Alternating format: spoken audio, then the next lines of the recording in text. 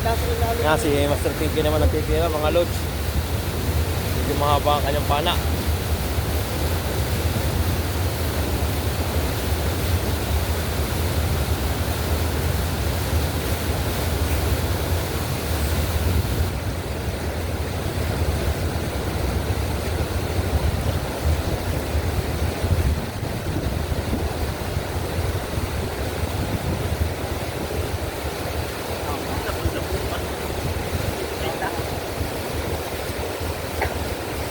Sayang.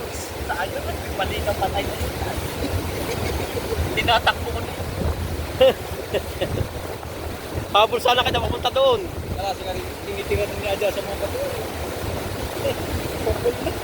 Kaya parang baluwas na doon.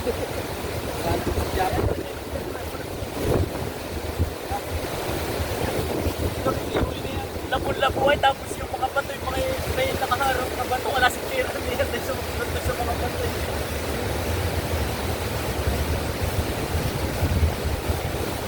Dahil pala maliit, kakalita yun.